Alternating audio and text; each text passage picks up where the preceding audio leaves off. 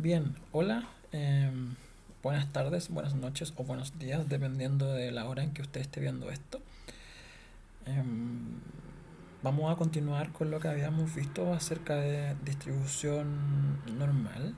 Habíamos comenzado con distribuciones de probabilidad continuas, ¿ya? Dentro de estas distribuciones de probabilidad continua habíamos visto la distribución uniforme, que era básicamente una distribución que nos decía que en la medida de que la variable aleatoria toma un valor, la probabilidad se mantiene, ¿ya? Em, no es fácil intuir la distribución uniforme desde el punto de vista de una variable, aunque sí es fácil suponerla desde el punto de vista de la probabilidad, porque una vez conociendo la probabilidad sabemos que esa probabilidad es constante y depende en el fondo de la cantidad de elementos que tenga la variable aleatoria, ¿ya? Pero a nivel de ejemplo no es tan fácil encontrarlo en el fondo. Generalmente es como el tiempo que se demora una micro en pasar, ¿ya? Si todas las micros pasan regularmente cada 10 minutos, ¿cierto? La probabilidad de que una micro pase es relativamente uniforme, ¿sí o no? Suena más asertivo decirlo con el metro, que tiene un itinerario que es un poquito más estricto, por ejemplo, ¿ya? Pero así uno puede ir construyendo varias variables que puedan seguir esta función de distribución de probabilidad, en donde la probabilidad se mantiene constante en cada nivel de la variable aleatoria. A diferencia de lo que ocurre en la distribución normal, en donde si ustedes se fijan está la famosa campana de Gauss, que uno conoce básicamente, que es difícil de no conocer, pero si no la conocen básicamente tiene esta forma. Un achatamiento al final hacia las colas, ya las colas básicamente en la medida que vamos avanzando en la función de distribución de probabilidad, tanto hacia adelante como hacia atrás, la frecuencia asociada a las probabilidades correspondientes, ¿sí? Van disminuyendo. Recuerden que esto puede ser una frecuencia, si usted lo ve desde el punto de vista de una tabla de distribución, ¿ya? O puede ser una probabilidad, ¿cierto? De un valor x, donde la x corresponde a ese eje, ¿sí o no? Entonces, en la medida que el valor de la variable aleatoria se va incrementando, por así decirlo, ¿ya? Por ejemplo, aquí estas pulgadas que aparecen ahí, la probabilidad también va incrementándose. Pero llega un punto en donde se alcanza la máxima probabilidad y nuevamente, si se sigue avanzando, ahora la probabilidad empieza a decrecer, ¿sí? ¿Por qué se llama normal más que normal o que otras distribuciones sean anormales? En este caso particular se denomina así porque tiene una frecuencia de ocurrencia que uno suele esperar que sea mayor que el resto de las funciones de distribuciones de probabilidad continuas. ¿A qué me refiero con esto? A que, bueno, ustedes pueden tener muchas de estas distribuciones de probabilidad que vamos a ir viendo más adelante, pero esta es como la más frecuente de ver en casos que son relativamente, no sé, frecuentes, ¿ya? Triviales, por así decirlo. Por ejemplo, la altura de las personas, el peso de las personas tiende a ser distribución normal, ¿ya? No sé, pues si yo mido el largo del dedo meñique cada uno de ustedes, por ejemplo, y después tabulo sus resultados, probablemente el histograma sea muy parecido a esta curva. Eso es un buen punto, porque tienen que pensar que estas curvas de distribución de probabilidad son abstracciones de una realidad, ¿ya? Y la realidad generalmente se mide de forma discreta. Lo que estoy haciendo es tomando una muestra de todos ustedes y midiéndole el largo del dedo meñique, ¿ya? Y si yo, por ejemplo, tomo esa muestra y genero marcas de clase e intervalos de frecuencia para cada una de esas cosas, lo que yo voy a tener es que para todos los intervalos, los rangos que yo defina, tendré básicamente una barrita asociada a la frecuencia relativa y absoluta que corresponda, ¿sí o no? Y esa abstracción de esta barrita en el fondo, si yo lo convierto en una ecuación básicamente que describa ese comportamiento, bueno, esa ecuación es esa que aparece ahí, ¿ya?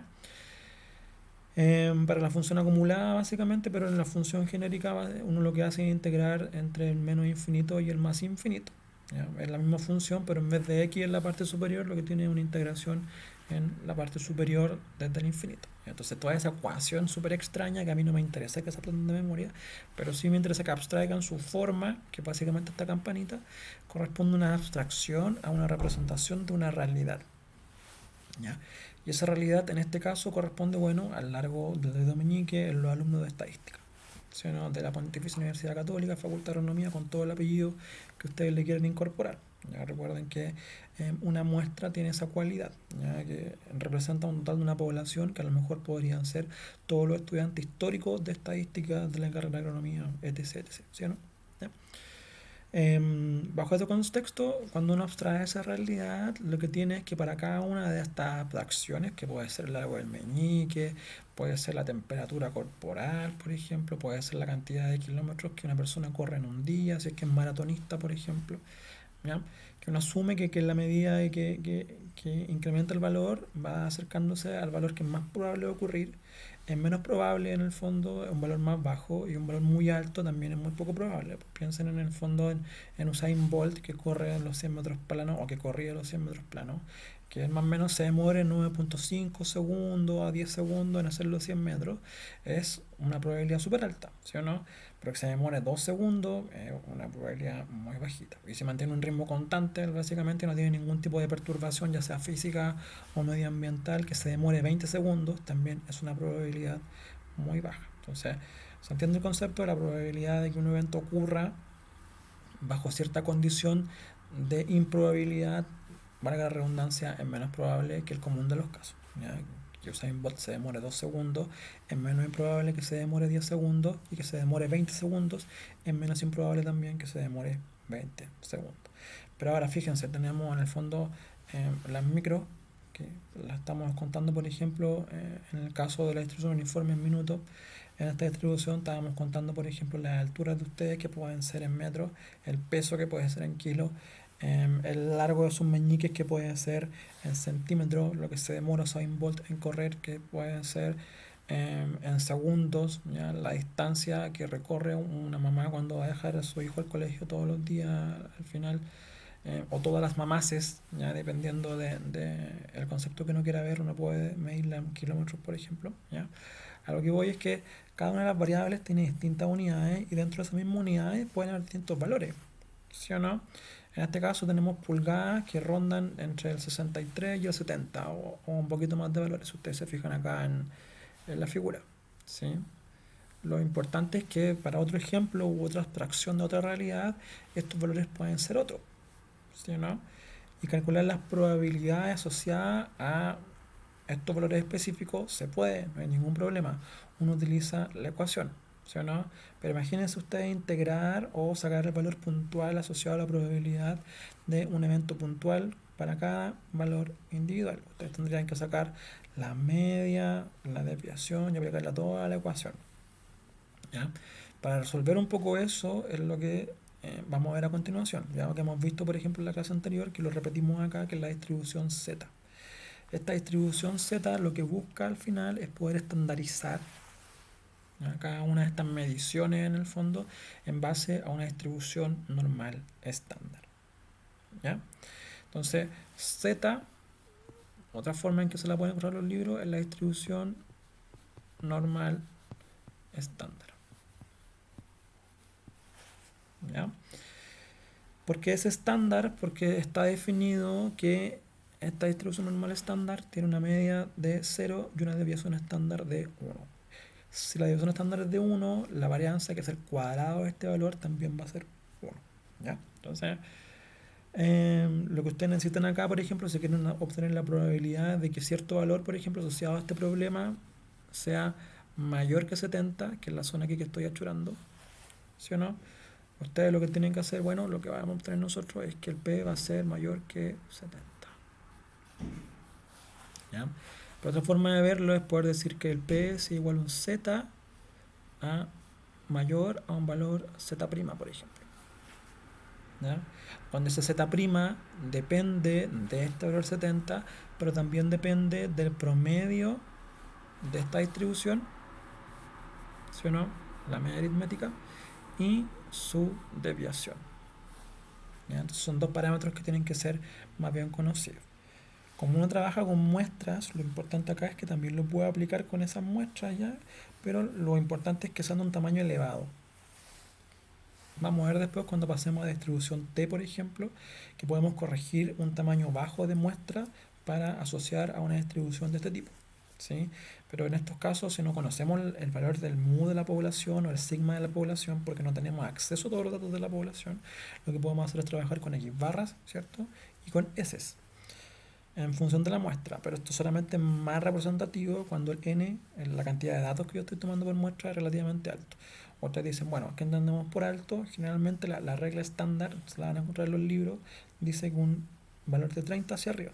Si yo tengo más de 30 datos, estoy bien. ¿Ya? Hoy en día ese número ha cambiado un poco y podemos decir que es 100, ¿ya? E incluso 1000 dependiendo del problema. ¿Ya? Si yo soy un doctor y quiero establecer un medicamento, por ejemplo, una vacuna para el problema que estamos teniendo en definitiva, si tengo pocos datos, la probabilidad de mandarme un error, de tener un error, de cometer un error, es mucho más alta que si tengo 1 millón de datos, ¿sí o no? Porque tengo más información de contraste. Entonces, en la medida de que el problema tenga una connotación en donde fallar sea un poco más crítico, es mucho más relevante tener la mayor cantidad de información posible. ¿Sí? No sé si me siguen la idea. ¿Ya? Pero el concepto aquí es que en la medida que ustedes tienen más datos, más cerca están de esta distribución normal que dibujamos acá, o sea, que está dibujada en el fondo de la diapositiva y que yo complementé con la escritura correspondiente. ¿Ya? Entonces, siempre tener más datos es lo mejor. Y ahí veíamos al final que trabajábamos la distribución Z y medíamos el área bajo la curva correspondiente, y para eso lo que usábamos era una tabla de distribución Z. ¿Ya? Entonces, por ejemplo acá, yo lo que puedo hacer es abrirla, lo olvidé, así que la abrimos en un segundo. Aquí están tablas y tabla Z. ¿Ya? Vamos a ver todas esas tablas que aparecen ahí en esa carpeta, ya en la medida que vayamos avanzando, ¿sí?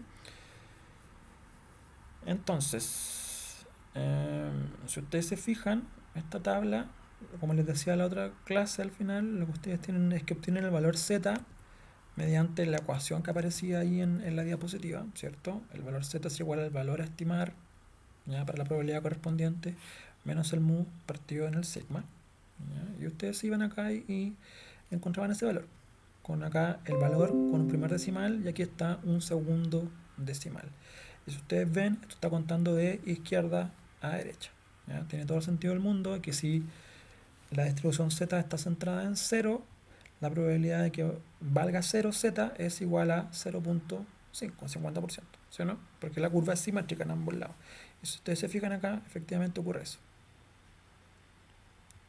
¿Sí? Tenemos que para el valor 0, la curva tiene probabilidad de valer 5. ¿Sí? Entonces se ve muy pixelado, pero ustedes me entienden la idea. Ahí está, 0. ¿Sí o no? Entonces el 50%, 0,5 igual a la probabilidad de que el z valga 0. ¿Sí o no? Porque estamos cortando en la mitad de la curva. Y bajo esa mecánica ustedes resuelven todos estos problemas que se plantean en estas diapositivas. ¿Ya? Y los que aparecen en el libro de bibliografía del curso y los que aparecen en internet, todos siguen más o menos la misma mecánica. ¿Ya?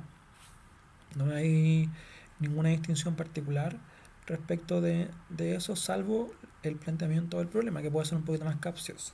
¿Ok? Entonces, aquí habíamos resuelto algunas de las clases anteriores y ya habíamos quedado en este. ¿Sí? Entonces dice, el ingeniero agrónomo y administrador de un periodo agrícola decide analizar los costos totales de producción. Para este análisis, asuma que la variable aleatoria costo de producción es aproximadamente distribuida normal con una media de 30.000 y una división estándar de 4.000. Entonces, es buena idea que ustedes, por ejemplo, vayan reconociendo al tiro ciertos valores. Yo sé que esto es el mu y yo sé que esto es el sigma. ¿Ya? Si se selecciona aleatoriamente uno de los ítems de costos de producción, ¿cuál es la probabilidad de que el costo se encuentre entre 25.000 y 35.000? Bueno, ustedes, no va a quedar escala, pero ustedes tienen más o menos esto, una curva normal, ¿cierto? Ustedes saben que aquí en el centro está el 30, ¿sí o no? Y ustedes quieren entre 25 y 35. Y ustedes quieren saber cuánto vale esa área, la que estoy ahí achurando en verde.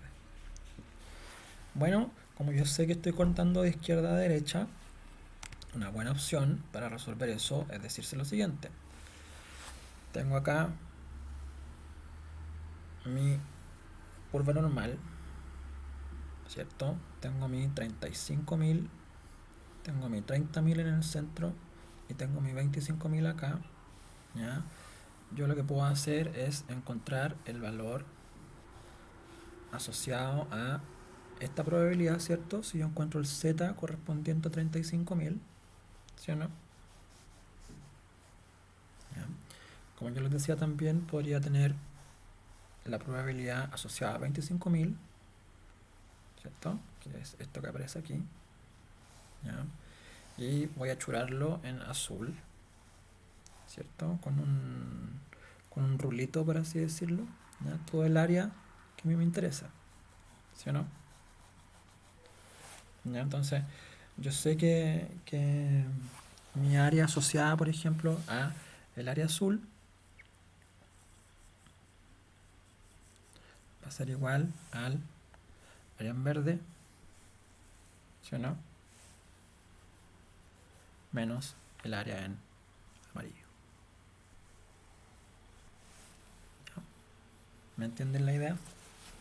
Entonces, desde ese punto de vista, lo que ustedes tienen es que básicamente pueden obtener el área de una curva de distribución de probabilidad en base a la función de distribución de probabilidad acumulada. Cuando yo hablo de distribución de probabilidad acumulada es que estoy desde izquierda a derecha sumando todos los valores correspondientes. Entonces, para cada uno de estos casos, lo que ustedes tienen es que básicamente obtener el z asociado a el dibujo que está en verde, ¿cierto? La probabilidad de que z, ¿cierto?,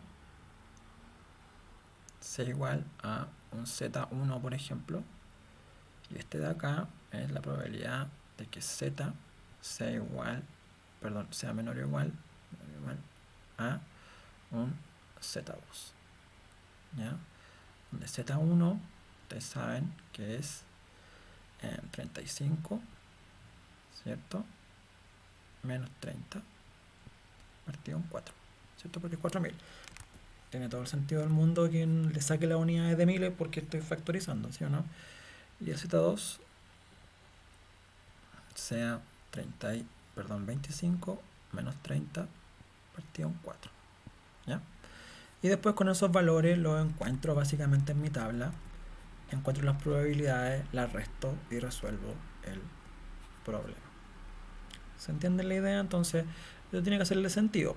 Yo sé que si estoy al medio y que esta probabilidad está entre 25 y 35, y hacia el ojo esperaría que sea un valor cercano al 0.5, ¿sí o no? Pero depende de la desviación y de cada uno de los valores, ¿ya? Lo importante es que yo sé que esto no me va a dar 0.9, ¿sí o no?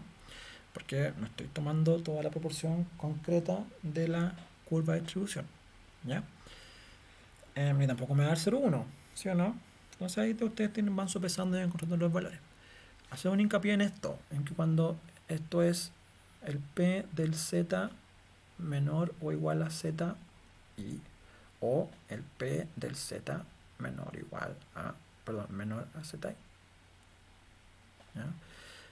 De un punto de vista práctico, si la desviación estándar no es mucha, no es muy alta, estos valores tienden a ser iguales, ¿ya? Así que da un poco lo mismo si uno lo escribe de las dos formas, ¿ya? Hay una herramienta que se llama la corrección por continuidad, ¿sí?, que uno suele agregarle una sensibilidad en ciertos decimales. Si yo estoy trabajando, por ejemplo, con un decimal, puedo hacer una corrección por continuidad sumando y restando 0,5 arriba y abajo, que se dice, ¿ya? Si yo estoy trabajando con dos decimales, bueno, esta corrección por continuidad va a ser sumar y restar 0.05 arriba y abajo. ¿Por qué 5? Porque, bueno, estoy cortando el entero de la divisoria a la mitad, ¿ya? Ahora, generalmente ustedes los libros se los van a encontrar de esta forma, ¿sí?, con el menor solamente, no el menor igual, ¿ya? Pero cuando hagan esta distinción, ustedes se preguntan, bueno, ¿te estoy considerando aquí el 35 y el 25 directamente o estoy llegando hasta el 34.9999? ¿Se entiende, no? Ya recuerden que esto es continuo. En rigor no es tan relevante, ¿sí? Lo importante es que ustedes tengan la probabilidad asociada a lo que le entrega la tabla, ¿ya? Pero en rigor lo que ustedes hacen es básicamente utilizar el z menor o igual a un valor correspondiente, ¿ya? Que se expresa generalmente de esta forma: el z menor al valor correspondiente, ¿ya? Entonces, si volvemos acá a la diapositiva, tenemos una segunda pregunta: ¿a partir de qué monto se encuentra el 10% mayor de los ítems de costo? ¿Ya? Y esto es tarea para usted, porque si yo hago la curvita aquí, ¿ya? Yo sé que en esta área que yo estoy achurado tiene que haber un 10%, ¿sí o no? Entonces yo sé que este z, que puedo llamar zj por ejemplo, ¿ya? La probabilidad de que z sea menor que zj es 1 menos 0,1 igual a 0,9. ¿Se entiende, no? ¿Ya? Porque yo toco complemento, ¿cierto? Estoy al 90% del otro lado, ¿ya? Entonces, ¿qué valor de z a mí me da 0,9? Bueno, voy a la tabla y lo busco, ¿sí o no? Con ese valor de tabla encontrado, yo reemplazo en la ecuación correspondiente x menos mu partido en sigma y despejo x, ¿cierto? Y ahí voy a obtener básicamente el valor que ando buscando, ¿ya? En definitiva, lo que ustedes van a tener es que si tenemos el que z es igual a x menos mu partido en sigma, entonces x, ¿cierto? Va a ser z por sigma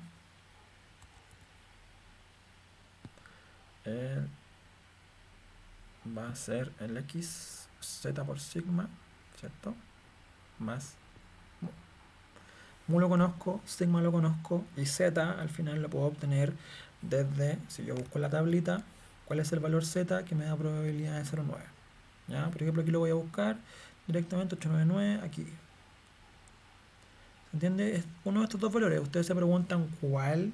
Bueno, el que esté más cerca. ¿Ya? Pueden ocupar este o pueden ocupar este. ¿Sí? Pueden interpolar al medio, que igual puede ser un poco complejo, pero yo prefiero que ocupen el que está más cerquita. ¿Ya? En una prueba no les voy a poner malo porque ocupen uno por sobre el otro. Si ocupan cualquiera de los dos está bien. ¿Ya? Pero en teoría deberían usar el que está más cerca. En definitiva, vale, si no leo mal, 1,28. ¿Sí o no?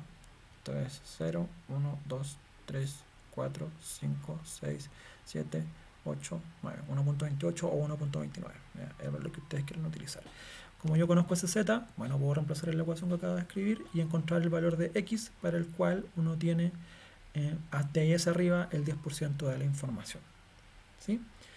Ahora, la tercera pregunta dice que si se eligen aleatoriamente 8 ítems distintos en forma independiente, ¿cuál es la probabilidad de que por lo menos uno de estos ítems tenga un monto mayor a 35.000?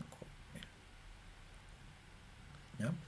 Entonces, lo que ustedes hacen ahí es resolver, ¿ya?, esta pregunta asociada a la probabilidad de 35.000. ¿Sí o no? Entonces, fíjense en lo siguiente. No sé si esto tiene la respuesta acá, pero acá está. ¿Ya? Está desarrollado, así que después vean la diapositiva nomás. Pero al hacer la introducción, ustedes quieren que, donde hago el esquema, lo voy a tirar para acá. Básicamente ustedes tienen aquí el 35, ¿cierto? Sacan un z correspondiente a ese 35 y ese z a su vez está asociado a una probabilidad. ¿Sí o no? ¿Ya? Entonces, con ese z ustedes saben la probabilidad correspondiente y esa es su probabilidad de éxito. ¿Sí o no? ¿Ya? Entonces, su probabilidad de éxito es tener mayor que 35. ¿Ya? Y de hecho es al revés, porque ustedes van a sacar la probabilidad acumulada de izquierda a derecha, entonces de menor a 35.000. ¿ya? Y como que aquí me están preguntando, los que sean mayor que 35.000, la probabilidad correspondiente va a ser ese complemento, ¿ya? Entonces, fíjense, tengo una posibilidad de un éxito, entre comillas, que es que sea mayor que 35.000, que lo saco como el complemento de uno menos la probabilidad obtenida del z correspondiente, y una probabilidad de no éxito, ¿cierto? Que es todo el espectro correspondiente, que a su vez corresponde a la probabilidad de que efectivamente sea inferior a 35.000. Suena un poco enredado, pero no es tan así. Como tenemos una probabilidad de éxito y una de no éxito, tenemos un n, ustedes de inmediatamente piensan, esto corresponde a distribución binomial. ¿Sí? Miremos la respuesta. Dice, se eligen aleatoriamente 8 ítems distintos de forma independiente. Aquí está la pregunta. ¿Cuál es la probabilidad de que tenga uno mayor a 35.000 como monto? Bueno, lo que hacemos acá es que efectivamente sacamos la probabilidad de x 35.000. Entonces es la probabilidad z de que sea z menor que 1.25. Entonces aquí lo que estamos diciendo es que, para que quede más claro, 35 menos 30. Pucha, me queda súper mal esto. Lo siento.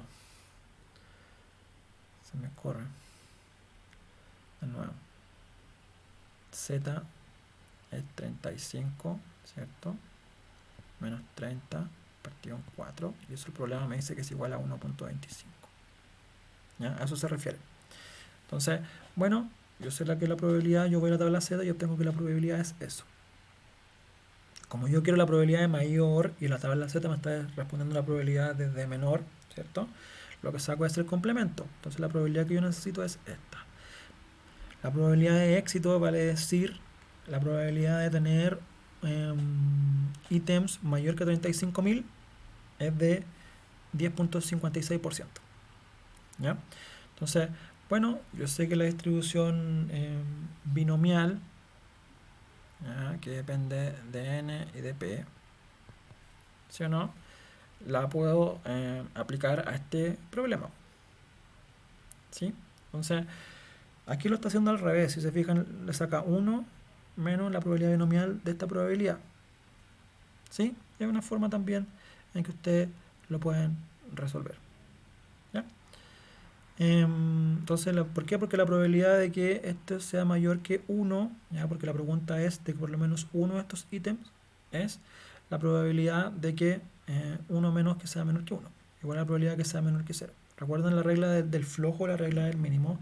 Que en vez de yo calcular 1 más la probabilidad de 1, más la probabilidad de 2, más la probabilidad de 3, más la probabilidad de 4, más la probabilidad de 5, más la probabilidad de 7, más la probabilidad de 8, que básicamente lo que plantea la pregunta, bueno, resto de 1 a la probabilidad de que sea igual a 0. ¿Sí o no? Y ese es el truco en donde yo hago ahora un puro cálculo en vez de 7. ¿Ya?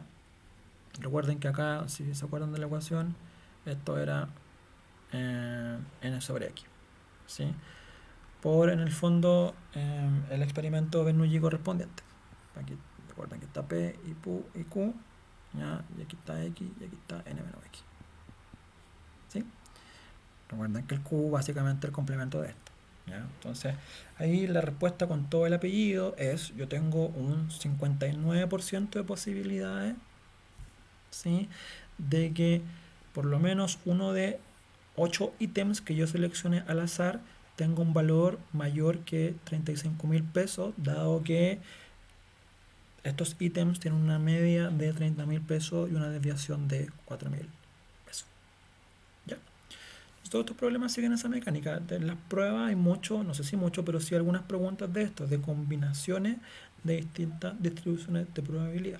En este caso estamos combinando la distribución binomial con la distribución normal. ¿Ya? Hay una regla que vemos rápidamente porque no es tan específica y ustedes en la vida no la van a ver mucho, ¿ya?, que es la propiedad reproductiva de la distribución normal. ¿Ya? Que nos dice en el fondo que podemos tener varios vectores, teniendo vectores al final, entendiendo, perdón, como vectores como elementos que pueden pertenecer a la misma categoría, pero que se miden de distintas formas, que comparten unas propiedades aditivas y subtractivas. ¿Sí? Entonces dice, sea x distribuido normal con media mu x y varianza sigma cuadrado de x, y o y distribuido de normal con media u de y varianza sigma cuadrado de y y z distribuido normal con media mu de z y varianza sigma cuadrada de z, que son independientes entre sí, ¿ya? Entonces, si yo defino una variable w que sea x más y menos z, esa variable se va a distribuir normal con media igual a mu de x más mu de y menos mu de z. Se fijan que se mantiene la relación aritmética. Ya estoy sumando los dos primeros y el resto el tercero. Y con la varianza que es igual a la sumatoria de las tres varianzas de estos vectores. ¿Ya?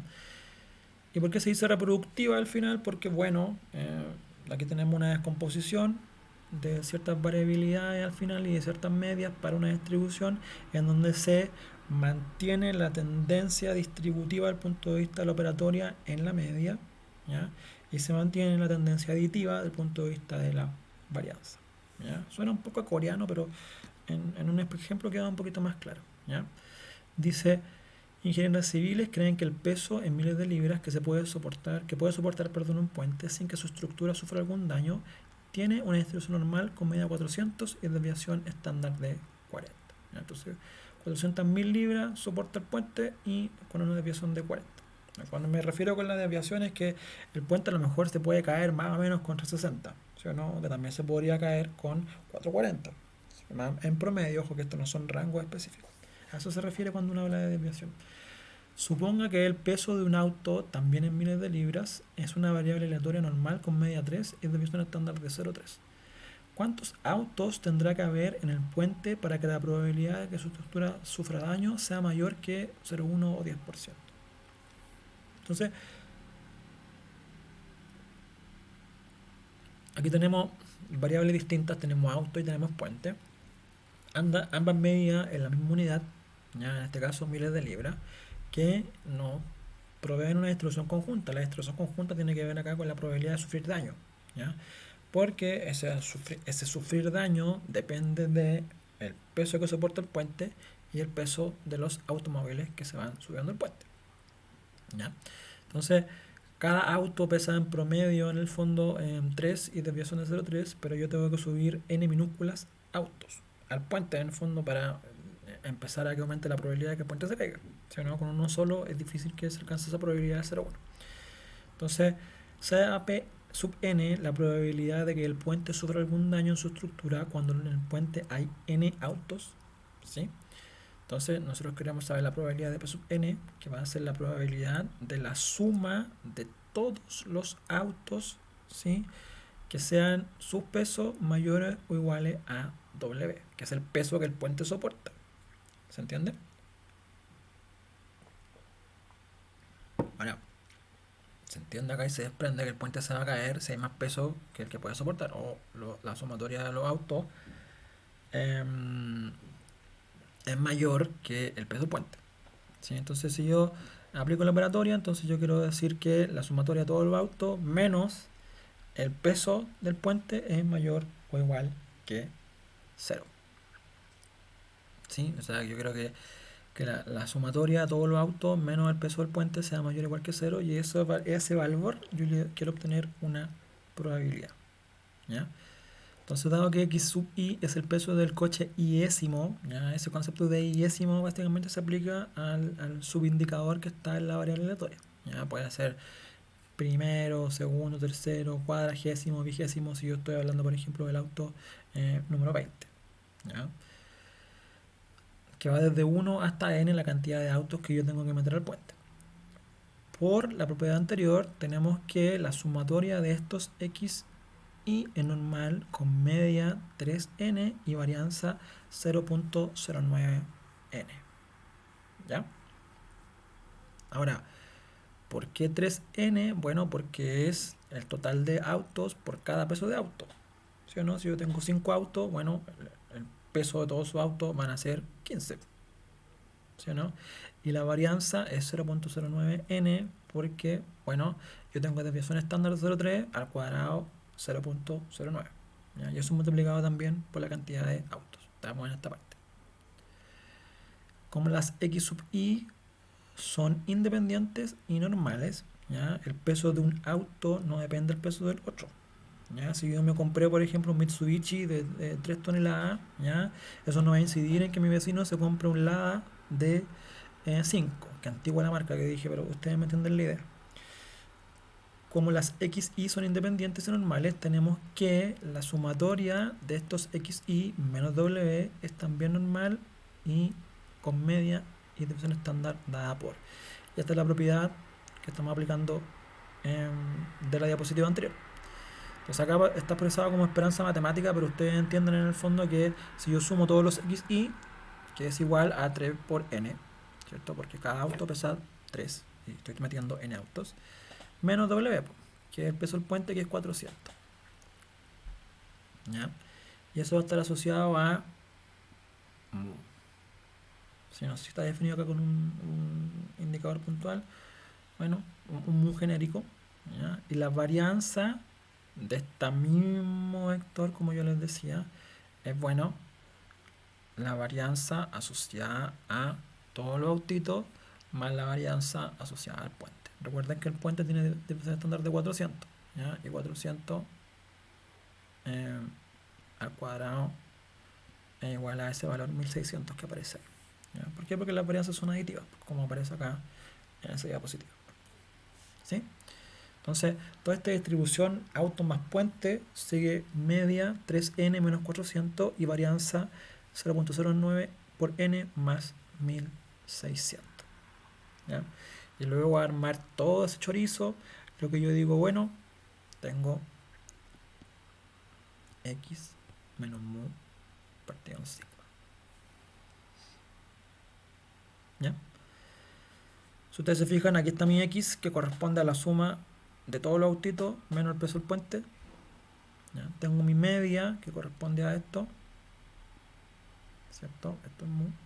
Y tengo mi sigma, que corresponde a esto, ¿ya? Que es la varianza en el fondo que aparece en la parte anterior, sacada de raíz cuadrada para obtener la desviación estándar.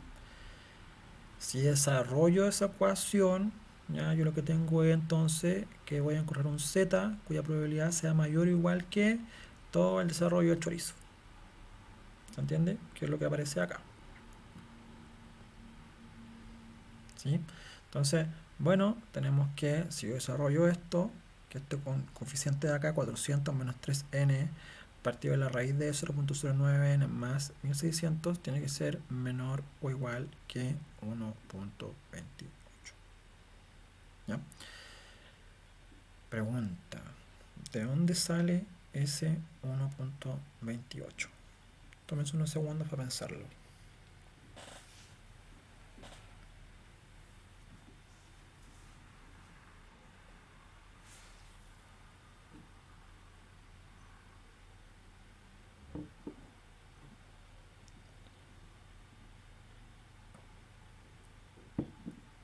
Si yo voy a la tabla Z, tiene que ver con esto, y busco esta probabilidad, ¿cierto? Porque queremos que la probabilidad sea mayor que 0,1.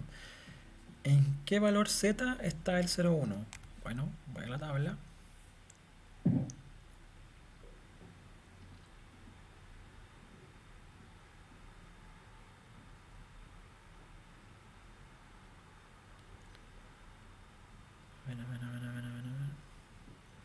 ¿Dónde está el 10% aquí?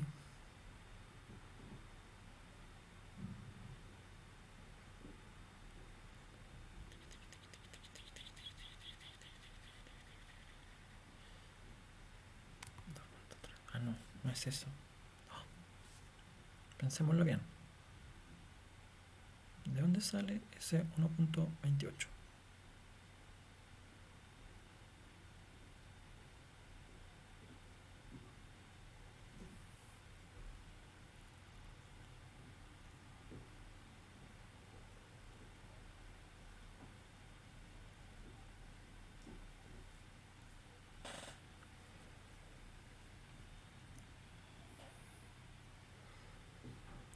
¿Lo tienen?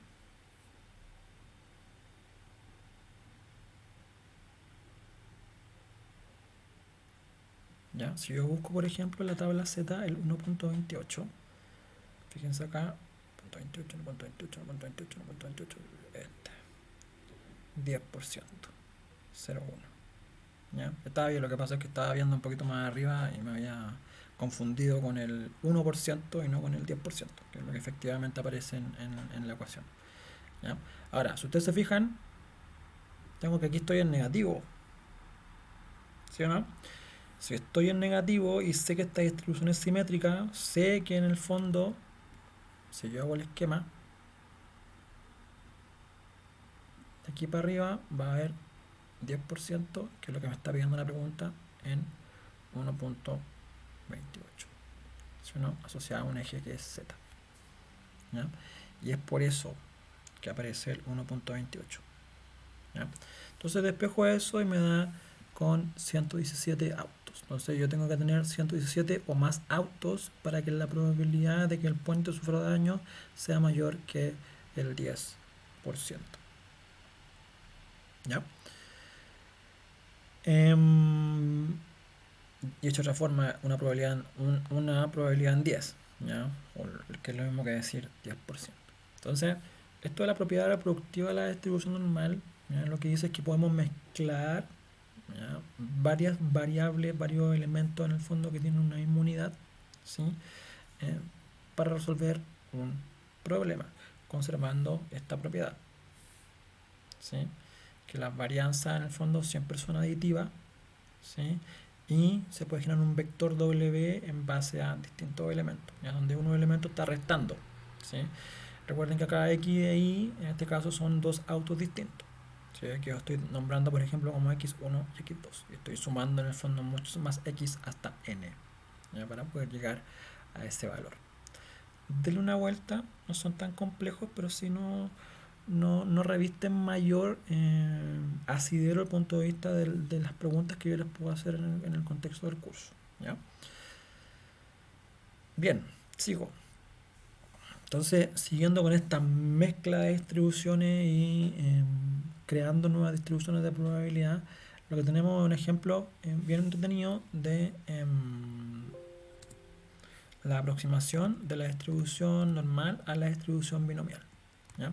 Si ustedes recordarán bien, la distribución normal, ¿sí? Es básicamente una distribución asociada a eventos que son relativamente frecuentes o que no son difíciles de encontrar.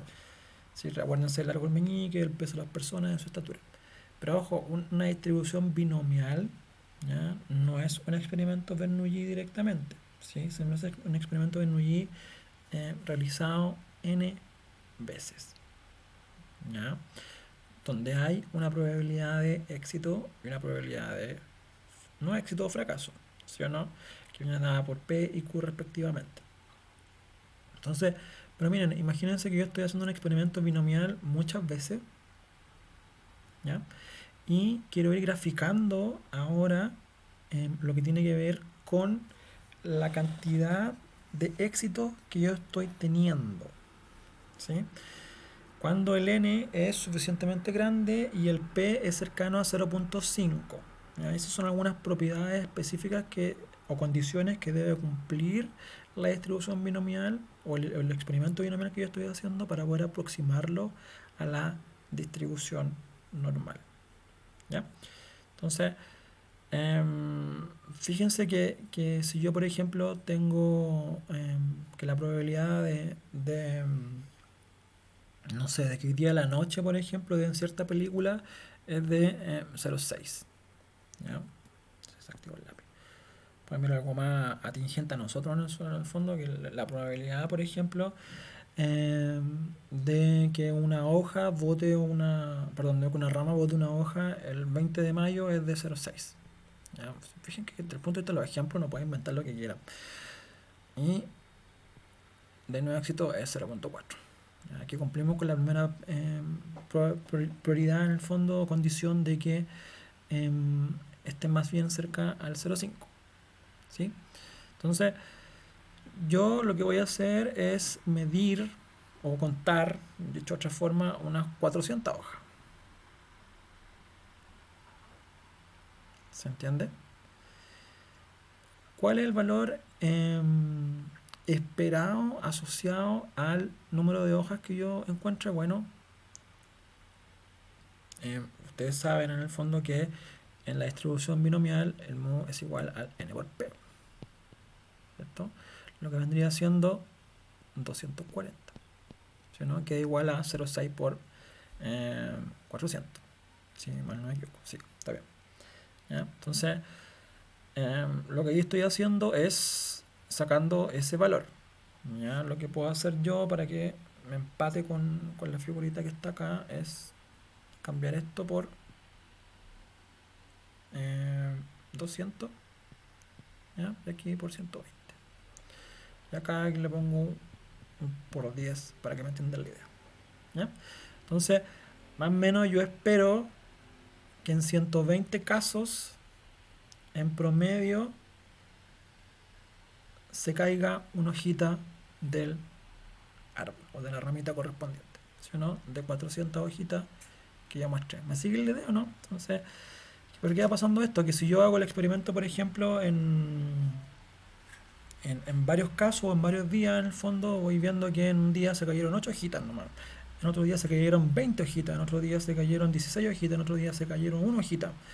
Y en otro día 13, 14, y siempre más tendiente o cercano al valor promedio, ¿sí o no? Se caen 10, 13, 14, 12, 12, 10, 11, 12, 12, 1, 12, 12, 12, 8, 12, 13, 7, 1, 16, 12, 12, 12, 10. ¿Se entiende la idea de que yo estoy rondando siempre ese valor? Y en la medida que esto es grande, ¿ya? El histograma que yo voy haciendo asociado al número de hojitas que se caen de un árbol, ¿ya? Si yo lo cuento 200 veces con una probabilidad de que se caigan de 0,6, va a seguir o va a tender a seguir una curva que sigue una distribución normal, ¿ya?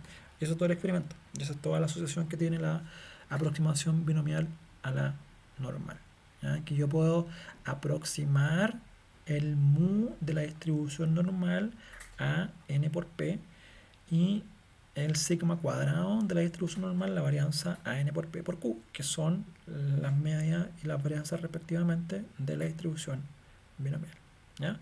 Tercera condición, aparte de que el n sea grande y que el p y el q sean cercanos al 0,5, es que n por p y n por q sean mayores que o iguales a 5.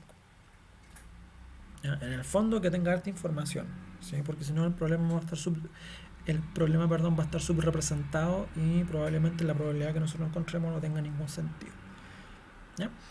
Entonces repito, cuando uno hace esta aproximación lo que tiene es que a la medida que uno el experimento binomial lo va haciendo muchas veces, ¿ya? Con probabilidad P y Q cercana al 0,5 y un n relativamente grande, estos resultados de este experimento binomial tienden a seguir una distribución normal, ¿ya? Entonces, bueno, lo que hacemos acá en lo lógico es que cambiamos el z de los valores normales por los valores binomiales, ¿ya? Y tiene todo el sentido del mundo que cuando el n es muy grande, o sea, tengo toda la población o tengo mucha información, ¿ya? Esta distribución z tiende directamente a ser una z normal estandarizada, ¿ya? No quiere decir que, por ejemplo, con mis 200 datos no sea una distribución z estandarizada, ¿ya? Lo que sí es que estoy menos seguro de que es una distribución z estandarizada que si tengo, por ejemplo, 1.000.000 de datos. ¿Se entiende, no? Entonces, lo importante acá, como dice la parte de abajo, es que, si se fijan, más que importante de que el n sea muy grande, es precisamente mucho más relevante que el p sea más cercano a un medio. Entonces, dentro de esas dos condiciones, es más relevante de que el p esté cercano a un medio a que el n sea excesivamente grandote. ¿Ya? Entonces, proposición, sea x una variable aleatoria binomial basada en n intentos con probabilidad de éxito p, entonces si el histograma de probabilidad binomial no está demasiado asimétrico, x tiene que aproximarse a una distribución normal con mu igual np y sigma igual a np por q, sigma cuadrado. En particular, para x igual a un valor posible de x, dado que la probabilidad de p de que x sea menor o igual a x, ¿ya?, sea igual a la binomial correspondiente, ¿sí?, se haga de esa forma. Y aquí está lo que les decía hace un rato, esta famosa corrección por continuidad, ¿ya? Es un término que se puede agregar o no se puede agregar. No cambia mucho las probabilidades finales, pero sí ayuda, por ejemplo, a hacer una pequeña estandarización. Demos un segundo. Entonces, en la práctica, la aproximación es adecuada siempre que n por p sea mayor que 5 y n por q sea también mayor que 5. ¿Ya? Entonces, lo único que les dice eso es que uno puede aproximar los z en función del n y el p correspondiente.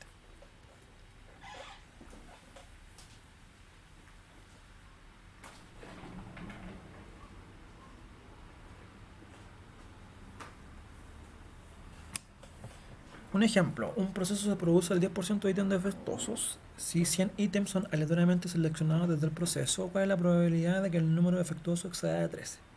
¿Ya?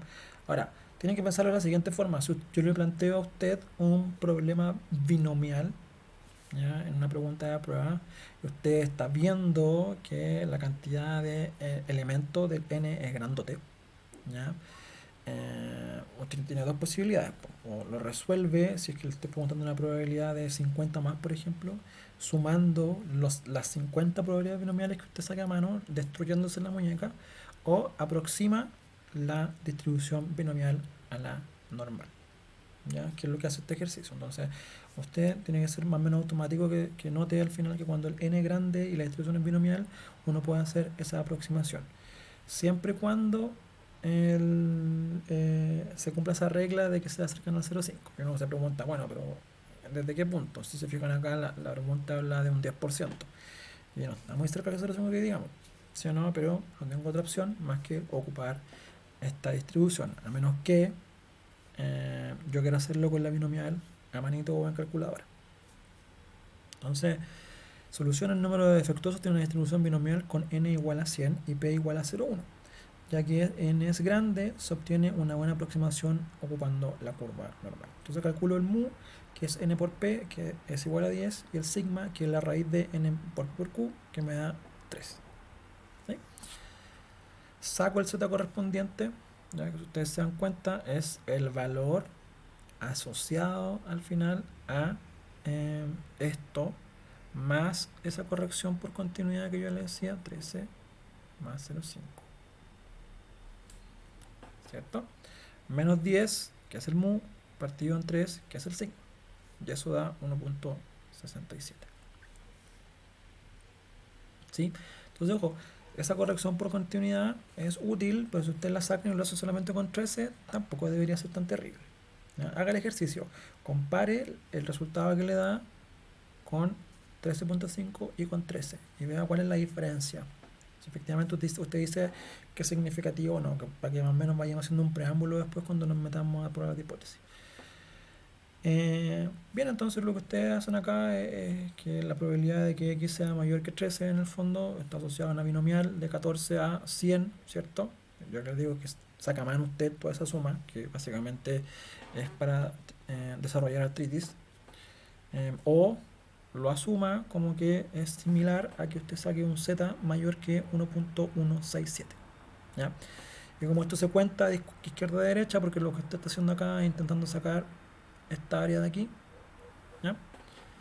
Lo que hace usted es sacar el complemento, ¿cierto? Y esto es lo que la tabla Z devuelve, ¿sí? La tabla Z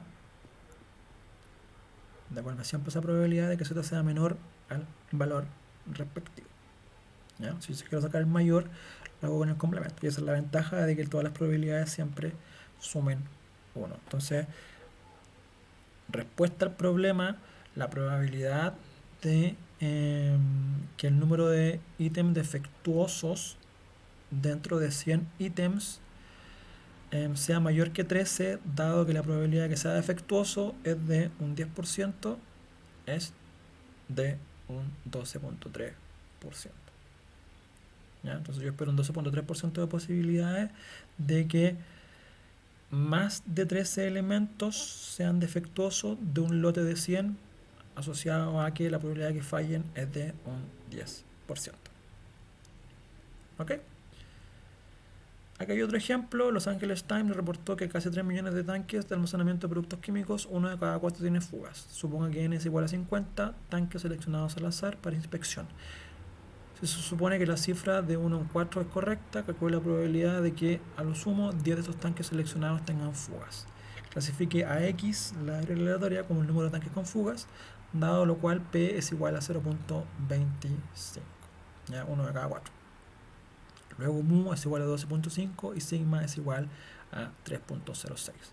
¿Sí? Lo que estamos haciendo ahí es multiplicar al final la probabilidad de 0.25 por 50, ¿sí o no? Y el sigma se calcula n por p por q en su raíz cuadrada. Como n por p y n por q es mayor que 5, entonces la aproximación puede aplicarse de acuerdo a lo definido. Se fijan aquí que la regla es que el n sea grande, que sean cercanos a 0,5 y que n por q sean 5, y no es que se cumplan las 3 siempre, sino que al menos se cumpla una. ¿Ya? Aquí estamos siendo súper laxos en ese sentido. Dada esta aproximación y aplicando la corrección de continuidad en el fondo que yo les decía, que es sumar este 0,5 acá, ¿ya? Bueno, tengo 10 elementos, ¿ya? O estos 10 tanques, lo sumo que quiero que efectivamente tengan fuga, ¿sí? Se lo resto el 12.5, que es el valor esperado de tanques que puedan tener fuga, y lo divido por su desviación, ¿ya? Y obtengo el z asociado a 0.65. Entonces, ¿qué quiere decir eso? Si yo hago un pequeño diagrama, es que si tengo la distribución normal, ¿ya? Tengo esta probabilidad acá, que es igual según el resultado a 25.8%, lo estoy aproximando, ¿ya? Este z aquí lo que vale es menos 0.65. Eso estoy diciendo. Análogamente, si se quiere determinar que se encuentra entre 5 y 15, 5 y 15 tanques con fuga, bueno, hago todo el procedimiento y hago la diferencia básicamente como les explicaba acá en ese diagrama.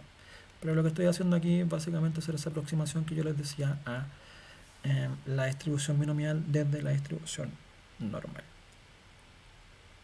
¿Ya?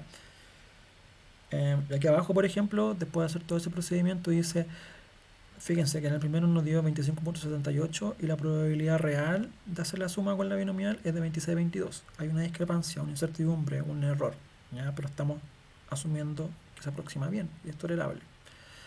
Y para el segundo caso, en el fondo, la probabilidad de que entre 5 y 15 tanques tengan fuga es realmente 83.48.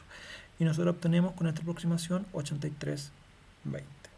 ¿Ya? Entonces, en estadística hay todo un apartado de definir entre qué momento nosotros consideramos que estas diferencias entre lo real, que es aplicar efectivamente la binomial, o la aproximación son significativas. Son efectivamente decir, no, pues esto está bien o esto está mal. ¿Ya? Y eso lo vamos a ver con detalle más adelante. Pero ustedes quédense con la idea de que cumpliendo ciertas condiciones, como que el NP sea mayor que 5, de que el P sea cercano al 0,5 o que el N sea grandote, ¿ya? Ustedes pueden hacer esta aproximación. ¿Ya? Recuerden siempre también esa corrección de continuidad sumando 0,5. ¿Sí? Y prueben si el valor es similar o no similar, si sacan ese 0,5, por ejemplo. ¿Ya? Bien. Muchas gracias y nos estamos viendo en otra ocasión.